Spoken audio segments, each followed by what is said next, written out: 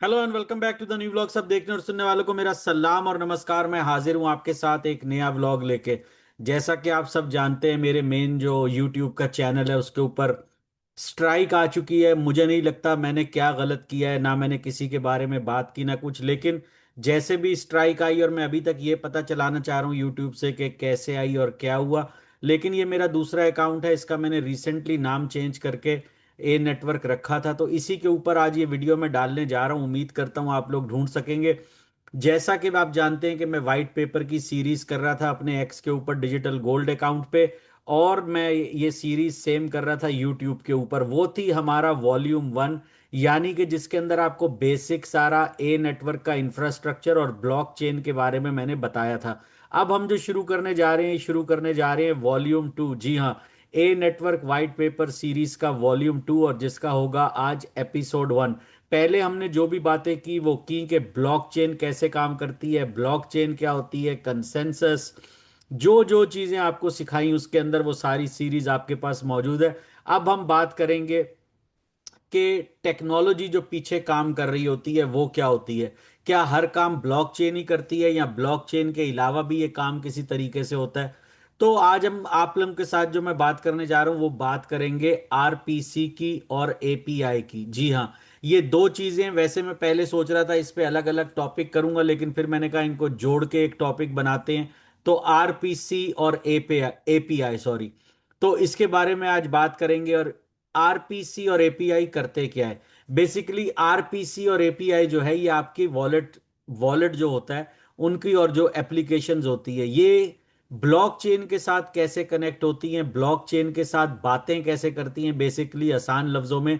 तो ये आरपीसी और एपीआई जो है ये काम करते हैं। इसकी मैं आपको आसान सी मिसाल देता हूं और कुछ आपसे सवाल पूछता हूं, तो आपको समझ आएगी कि ये चीज क्या है। सबसे पहले मैं आपसे पूछता हूं, जब भी आप लोग अपना किसी भी ऐप के अंदर वॉलेट खोलते हैं, आप वॉलेट खोलते हैं क्या देखने के लिए, ट्रांजैक्शन करने के लिए, लेकिन सबसे पहले आपकी नजर जाती है बैलेंस पे कि भाई मेरा इस टाइम पे बैलेंस क्या है। इसी तरह जब आप ए नेटवर्क का वॉलेट खोलते हैं तो पहले आप सर्च करते हैं कि उसके अंदर आपका बैलेंस कितना है, आपके पास कॉइन्स कितने हैं, क्या है आपके वॉलेट के अंदर। यही सारी चीजें आप चेक करते हैं। उसके बाद आप रिफ्रेश का बटन दबा के कभी बैलेंस रिफ्रेश करते हैं, कभी ट्रांजैक्शन करने के बाद आप सेंड का बटन दबाते हैं कि मेरी ट्रांजैक्शन हो जाए। कभी आप ब्लॉकचेन एक्सप्लोरर के ऊपर जाते हैं, जैसे बीएससी स्कैन है, इथीरियम स्कैन है, ये सारे, और जाके अपनी ट्रांजैक्शंस जो है वो चेक करते हैं। लेकिन क्या आपने कभी ये सोचा कि जब आप ये सारी चीजें चेक कर रहे होते हैं तो ये इंफॉर्मेशन आती कहाँ से है? क्या ये आपके कंप्यूटर पे स्टोर है, क्या ये आपके वॉलेट को पता है, क्या ये आपके कॉइन वॉलेट में पड़े हैं? जबकि मैं आपको पहले बता चुका हूँ जो कॉइन होते हैं वो सिर्फ एक नंबर होता है, because coins live on the blockchain. Coins जो हैं वो ब्लॉकचेन के ऊपर रहते हैं।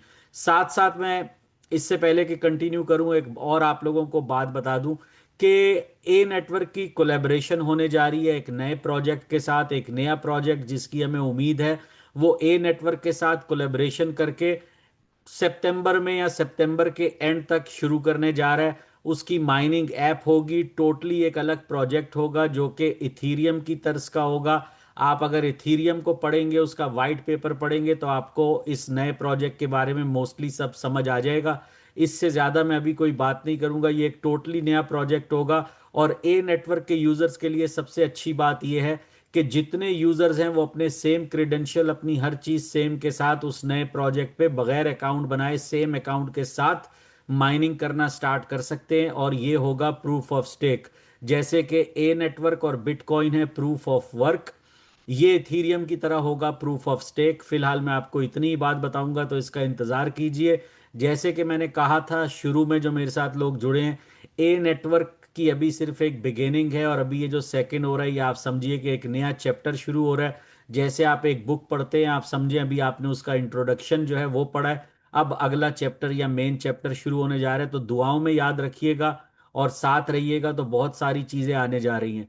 अब हम बात कर रहे थे कि जब आप अपना वॉलेट खोलते हैं बैलेंस देखने के लिए, रिफ्रेश करते हैं, ट्रांजैक्शन करने के बाद रिफ्रेश करते हैं कि क्या वो ट्रांजैक्शन हो गई, या जब आपको कुछ रिसीव होता है आप चेक करते हैं कि क्या वो ट्रांजैक्शन रिसीव हो गई, वो बैलेंस शो हो रहा है। लेकिन आप लोगों ने कभी ये नहीं सोचा होगा कि अगर वो बैलेंस शो हो रहा है तो वो बैलेंस आपको शो कौन कर रहा है? क्या वो ब्लॉकचेन आके शो कर रही है?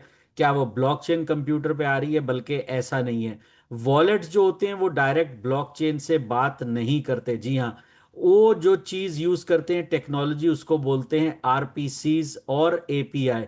आरपीसी क्या होता है? बेसिकली आरपीसी का मतलब है रिमोट प्रोसीजर कॉल।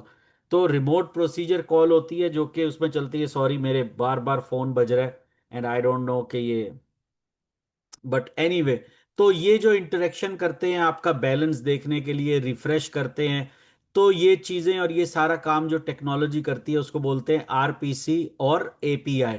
ये दोनों एक टोटली इनविजिबल कम्युनिकेशन का सिस्टम है, यानी कि ये आपको बिल्कुल दिखाई नहीं देता, लेकिन ये अलाउ क्या करता है? ये अलाउ करता है वॉलेट्स को, एक्सप्लोरर्स को, एक्सचेंजेस को, डिसेंट्रलाइज्ड एप्लीकेशंस को इंटरेक्ट करने के लिए ब्लॉकचेन्स के साथ। यानी आरपीसी और एपीआई बेसिकली, आपको अगर पुराने जमाने में याद हो जब फोन के ऑपरेटर होते थे, तो डायरेक्ट कॉल ही नहीं होती थी, हम पहले ऑपरेटर को कॉल करते थे, ऑपरेटर हमें आगे कनेक्ट करके वो बंदा देता था और हम उससे बात करते थे।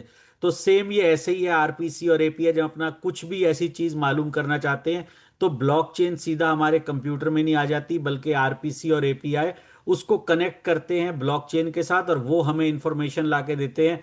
और जो भी बैलेंस उसके अंदर अपडेट होता है, ट्रांजैक्शंस नजर आती हैं, वो काम आरपीसी और एपीआई करते हैं। अब हम पहली चीज पे चलते हैं, आरपीसी। आरपीसी का मतलब है रिमोट प्रोसीजर कॉल। बेसिकली अब हम मोर टेक्निकल होते जाएंगे, जो बेसिक है हम शुरू में काफी सीख चुके, अब हम थोड़ा टेक्निकल होते जाएंगे। तो अगर कोई मुझसे डायरेक्ट ये पूछे क्या ये हर चीज आपको शुरू से आती है, क्या ये आपने इसके बारे में बहुत पढ़ा हुआ है, नहीं, ऐसा कुछ नहीं है। मैं कोशिश करता हूँ, थोड़ा बहुत पढ़ता रहता हूँ, सीखता रहता हूँ, और हो सकता है कई जगह मुझे समझाने में गलती हो जाती हो, तो अगर हो जाती हो तो उसमें माफी है। लेकिन मेरी हमेशा कोशिश यही होती है जो मैंने पढ़ा है, जो सीखा है, वो आप लोगों को बताऊं, और हमेशा नॉलेज के लिए हम मजीद पढ़ते रहते हैं और सीखते रहते हैं। अब हम वापस चलते हैं आरपीसी पे, जो कि है रिमोट प्रोसीजर कॉल। नाम आपको अजीब सा लगेगा, मुश्किल लगेगा, लेकिन इसका जो आइडिया, इसके पीछे जो सारी चीजें हैं वो बहुत ही सिंपल है। अब आप ऐसा सोच लीजिए कि आपका जो वॉलेट है आपने खोला और आप चाह रहे हैं अपना बैलेंस देखें या ए नेट का बैलेंस देखें, हम आसान लफ्जों में आ जाते हैं। अब आपका जो वॉलेट है वो ब्लॉकचेन के तो ऊपर नहीं है, लेकिन वो क्या करता है, वो एक रिक्वेस्ट भेजता है। रिक्वेस्ट किसको भेजता है? ब्लॉकचेन नोड को। नोड्स के बारे में हम काफी बात कर चुके हैं। नोड्स कंप्यूटर्स होते हैं, जिस तरह वैलिडेटर्स होते हैं, जो कि आपकी ब्लॉकचेन को और सिस्टम को सिक्योर बनाते हैं, ट्रांजैक्शंस वेरीफाई करते हैं और ये सारी चीजें। उसके लिए जिसने पुरानी वीडियोस नहीं देखी वो जाके भेज सकता है। यही जो रिक्वेस्ट होती है जो कि एक वॉलेट ब्लॉकचेन को भेजता है कि आपका बैलेंस कितना है, इसी रिक्वेस्ट को हम कहते हैं आरपीसी रिक्वेस्ट, यानी कि रिमोट प्रोसीजर। ये जो रिक्वेस्ट जाती है बेसिकली ये है रिमोट प्रोसीजर कॉल रिक्वेस्ट। तो ये जब हम बैलेंस चेक करने के लिए करते हैं तो उसको आरपीसी रिक्वेस्ट कहते हैं। ये रिक्वेस्ट क्या करती है? ये सीधा नोड्स के पास जाती है और नोड्स क्या करते हैं, ब्लॉकचेन के ऊपर सर्च करते हैं कि भाई इस वॉलेट का ये एड्रेस है। वॉलेट के एड्रेस को आप जानते हैं, वो पब्लिक की होती है, और जो वॉलेट जिससे खुलता है या चीजें, वो प्राइवेट की होती है। वो आपका बैलेंस ढूंढता है और फौरन आपको आंसर लाके करता है, और फौरन आपका बैलेंस जो है वो एज अ रिजल्ट डिस्प्ले होना शुरू हो जाता है और आपको वॉलेट में अपना बैलेंस नजर आता है। यानी ये चीजें जो चंद सेकंडों से भी कम में हो रही होती हैं, बेसिकली इनके पीछे एक पूरा सिस्टम चल रहा होता है। इसके अलावा हर टाइम जब आप कोई भी एनेट भेजेंगे, रिसीव करेंगे, कोई भी ट्रांजैक्शन चेक करेंगे, तो इस सारे सिस्टम के पीछे आरपीसी जो है वो जो है काम कर रहा होता है। तो इसको याद रखिएगा आरपीसी को। दूसरी जो मैंने आपको टेक्नोलॉजी बताई वो है एपीआई। एपीआई का क्या मतलब है? ये कुछ शायद आपको सुनने में मुश्किल लगे, लेकिन बड़ी मजे की चीजें हैं। बेसिकली एपीआई का मतलब होता है एप्लीकेशन प्रोग्रामिंग इंटरफेस। जैसे आपका ऐप का इंटरफेस होता है, किसी गेम का इंटरफेस होता है, कोई भी चीज, इसी तरह एपीआई का मतलब होता है एप्लीकेशन प्रोग्रामिंग इंटरफेस। ये बेसिकली क्या है? ये एक अनदर वे है, यानी कि एक दूसरा रास्ता है सॉफ्टवेयर एप्लीकेशंस को। यानी जो सॉफ्टवेयर एप्लीकेशंस होती हैं, जैसे आपकी कई एप्स हो गई आपके फोन में, कंप्यूटर में, वो आपस में एक दूसरे से जो इंफॉर्मेशन चेंज करती हैं, वो सारा काम करता है एपीआई।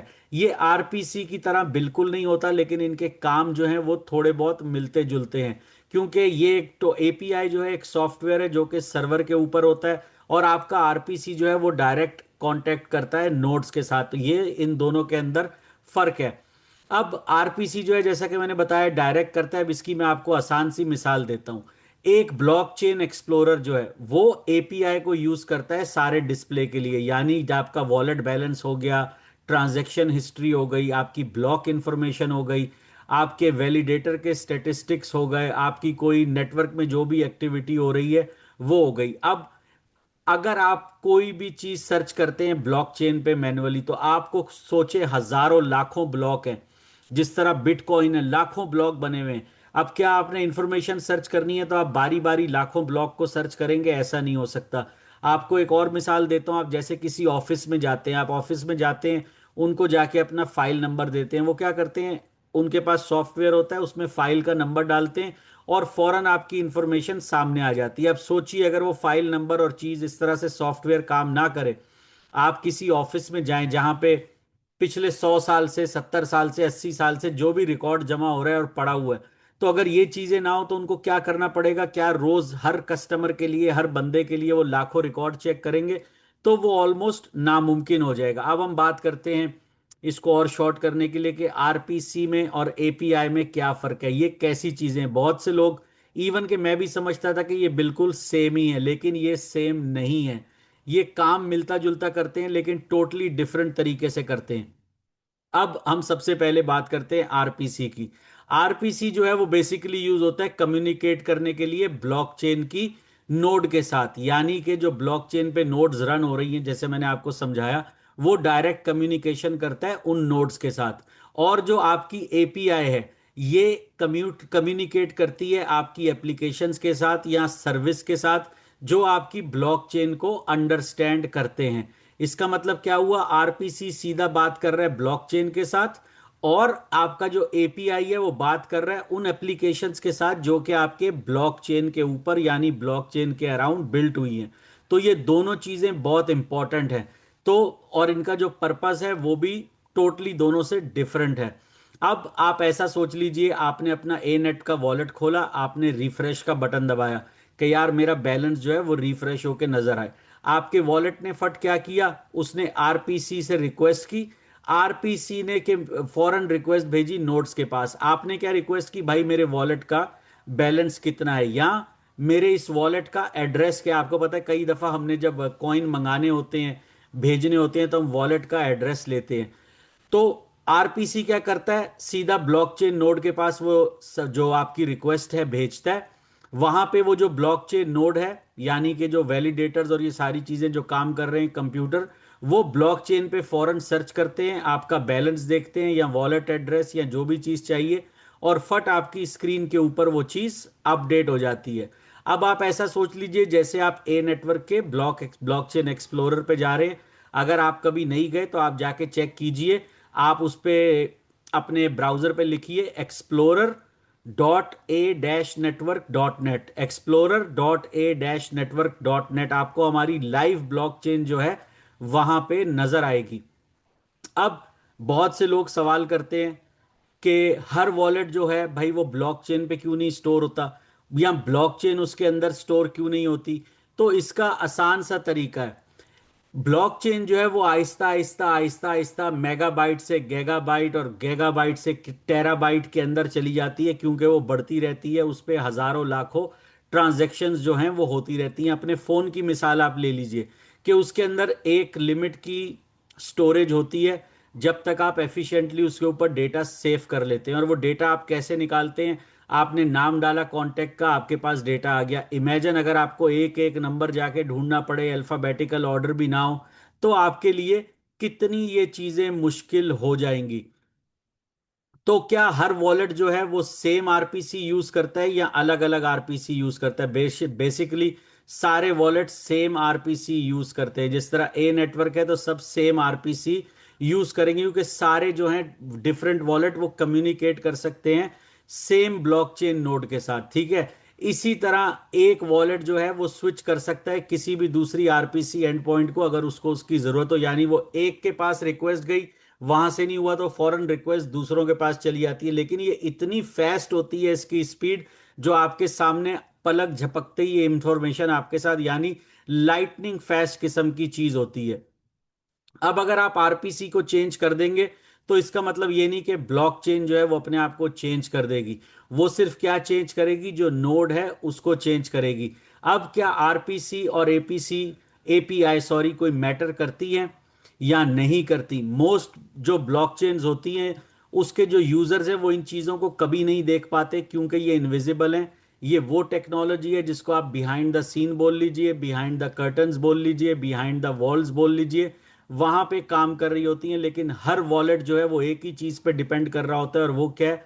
आरपीसी और एपीआई। इवन के every single exchange, every single blockchain explorer, हर डिसेंट्रलाइज्ड एप्लीकेशन, ये सारी डिपेंड करती हैं आरपीसी के ऊपर और एपीआई के ऊपर। क्या अगर आरपीसी और एपीआई नहीं होती तो क्या दुनिया में ब्लॉकचेन होती? बिल्कुल होती। जैसे आज से पुराने जमाने के दौर में क्या होता था, आप जमीन को या अपनी किसी चीज को बेचने जाते थे कुछ, तो उनके रिकॉर्ड जो होते थे वो कंप्यूटराइज नहीं होते थे। मुझे नहीं पता इंडिया में क्या बोलते हैं, पाकिस्तान में उसको तहसीलदार या इस तरह के नाम आते हैं, जो कि जमीनों के रिकॉर्ड रखते थे। हर जगह का अलग एक तहसीलदार। आप उसके पास जाएं, उनको फाइल दें, वो मैनुअली सारे ढूंढते थे कि किसके नाम पे थी, अब किसके नाम पे है, अब क्या है, तो कितनी मुश्किल होती थी। लेकिन कंप्यूटराइज डेटा से क्या हुआ, जब ये आरपीसी और एपीआई और ये आपस में बने, कंप्यूटर पे गए, जमीन का नंबर लिखा या स्ट्रीट नंबर लिखा, आपके पास उसका सारा रिकॉर्ड जो है वो आपके पास आ जाएगा। अब जैसे कि ए नेटवर्क है, ए नेटवर्क के फ्यूचर में ये चीजें क्या काम करेंगी, सेम जैसे ये दूसरी जगहों पे काम कर रही है।